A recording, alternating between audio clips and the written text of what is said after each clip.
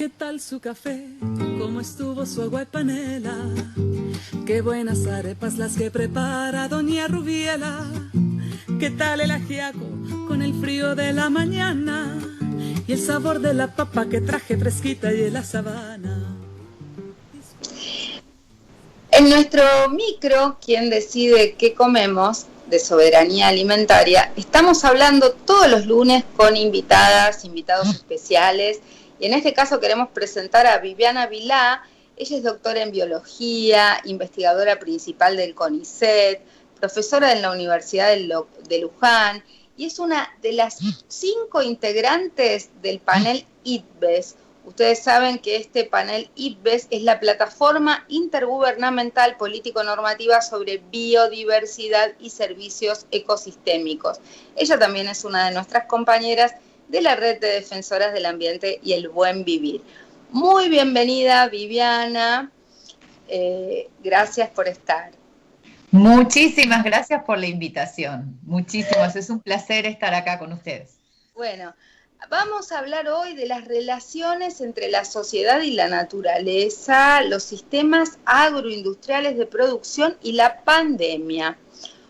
¿Cuál es la relación entre la pandemia, la zoonosis y los sistemas agroindustriales de producción? La relación es bastante más clara de lo que pareciera, porque en realidad una de las razones por las cuales se genera una zoonosis son las enfermedades que nacen en los animales y pueden contagiar a las personas, como en este caso el COVID y un montón de otros virus, ¿sí? Como el HIV, por ejemplo, también es una zoonosis. Entonces, los animales tienen naturalmente virus y algunos se enferman poquito, otros ni se enferman. Hay virus que a los animales no les hacen daño y a los seres humanos pueden hacernos mucho daño.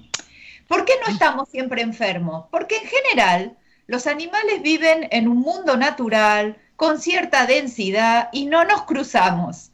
Entonces ellos pueden tener sus virus y nosotros vivir en nuestro mundo sin tener que estar en contacto estrecho con los animales. A medida que los sistemas de producción, en este caso, por ejemplo, los sistemas de producción masivo, ese avance en el cual se rompen los ecosistemas naturales, las selvas, los montes, y se avanza llevando lo que se llama la frontera agropecuaria, corriéndola para producir alimentos de la peor forma posible, que no es una forma que respete la biodiversidad, eso hace que del otro lado, del lado natural, los animales se aprieten.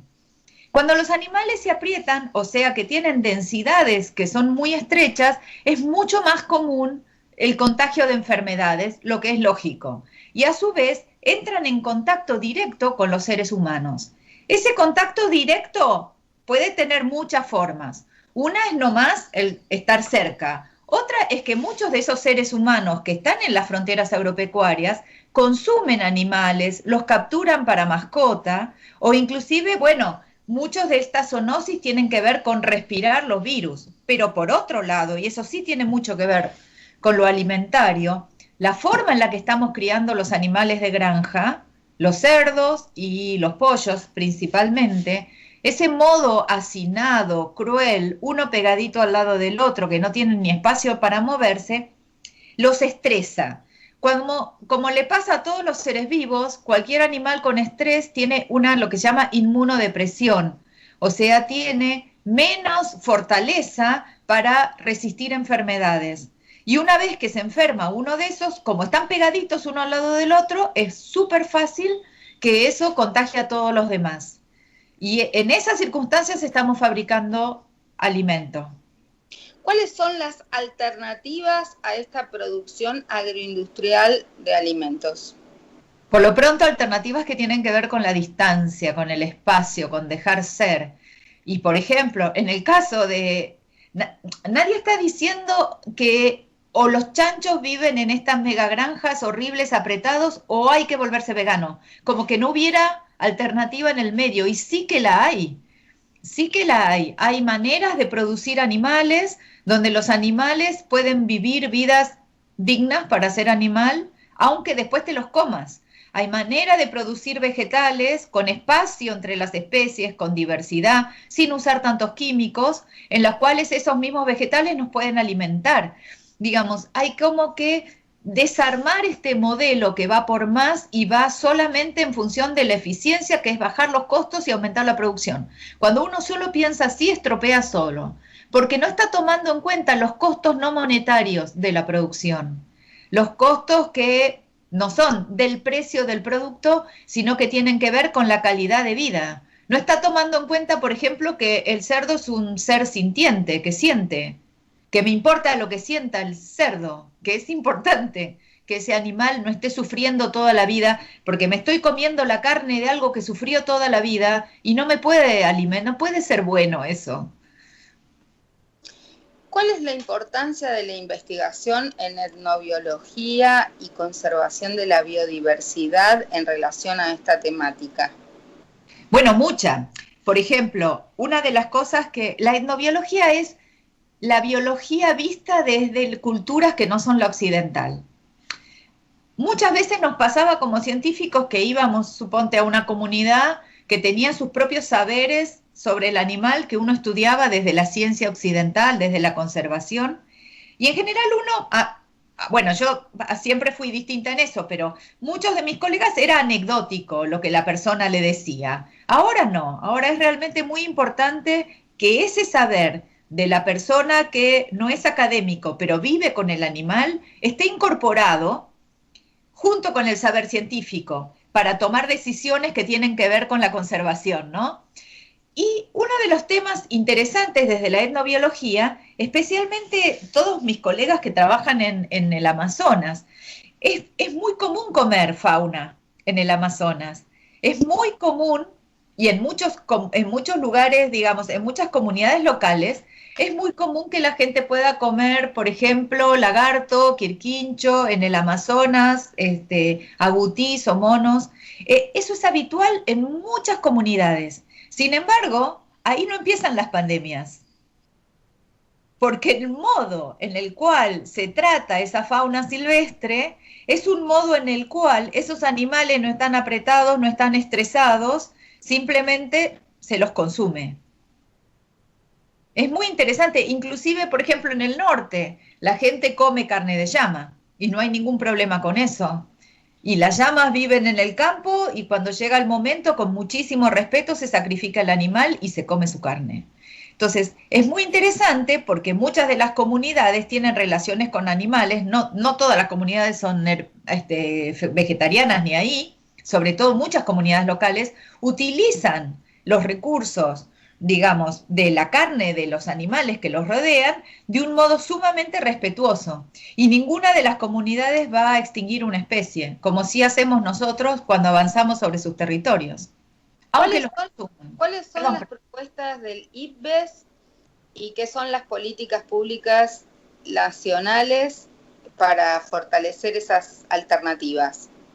Bueno, IPBES hizo un documento. IPBES trabaja por mandato de los países, ¿no? Y entonces los países reunidos en las Naciones Unidas, digamos, la última reunión fue en la UNESCO en París, acuerdan los documentos de IPBES y se discuten. En el caso de la pandemia no hubo ese procedimiento que es el formal, sino que se le pidió a IPBES que reúna a investigadores del mundo entero para hacer un documento sobre la pandemia. El documento fue muy claro en estas cuestiones de identificar las causas de la pandemia. Y dice cosas como que habría que hacer un grupo intergubernamental de prevención de las pandemias. Una de las cosas que calcula ese documento es que es 100 veces más caro mitigar una pandemia que evitarla. O sea, que es mucho y que además las condiciones en la Tierra son condiciones pandémicas, o sea que zafamos de esta hasta la próxima, si no cambiamos. No es que esto es algo extraordinario, rarísimo, que ocurre cada X cantidad de tiempo, sino que esta Tierra y este sistema está funcionando en modo pandemia, digamos. Y que una vez que logremos gastar fortuna en las vacunas y eso a posteriori de la pandemia, si no hacemos algo no vamos a evitar la próxima.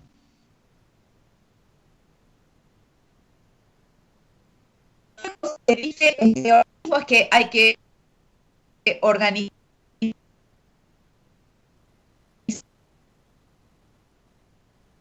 un grupo intergubernamental de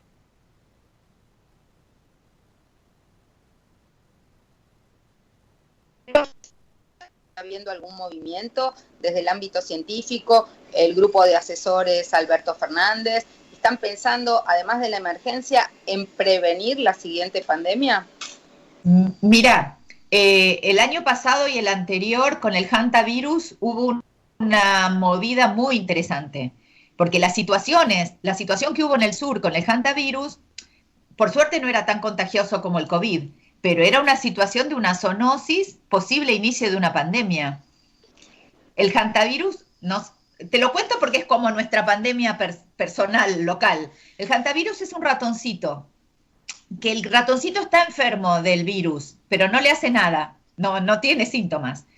Y en realidad te lo contagias si el ratón hace pis y vos olés, o sea, porque está en el aire. O sea que el contagio también es muy raro, porque tienen que pasar esas dos cosas. Entonces, una vez que vos te contagiaste, es casi imposible y no se habían reportado casos de contagio de persona a persona. Pero en el sur lo que pasó es que se había muerto, no me acuerdo si una señora y un señor, el viudo o la viuda, también estaba súper infectado. Y todos aquellos que lo abrazaban y estaban ahí se contagiaron. Lo que se hizo fue cercar la zona, ¿te acordás que no se podía viajar? Cercar la zona, limpiar a lo pavo todo lo que fuera cobertizos y lugares donde pudiera vivir el ratoncito. Y además, como a muchos virus, el sol lo mata. Entonces ahí se controló. Fue un pequeño foco que no significó nada, no se convirtió ni en epidemia ni en pandemia. Pero esa es la manera de atacar la zoonosis. En cuanto hay así la más mínima aparición de una zoonosis, hay que ir con toda nuestra fuerza. Lo que tuvo de diferencia es que no era un virus tan contagioso. Muchísimas gracias, Viviana. Te esperamos otro día para seguir hablando porque hay muchísimas preguntas y muchísimas ganas de saber más y de contribuir a cambiar este modelo agroindustrial, este modelo de consumo, y mucho hay que hacer aprendiendo desde las ciencias y aplicándolo a las políticas públicas. Seguimos en más Café con Luber y en este caso, gracias por haber estado con nosotros en ¿Quién decide qué comemos? Un beso. Gracias. Hasta la próxima. Chau, chau. Chao. ¿Qué tal su café? ¿Cómo estuvo su agua y panela? Qué buenas arepas las que prepara doña Rubiela. ¿Qué tal el ajiaco con el frío de la mañana? Y el sabor de la papa que traje fresquita y de la sabana. Disculpen. Estás escuchando Café con Luber, con la conducción de María José Lubertino. Toda la actualidad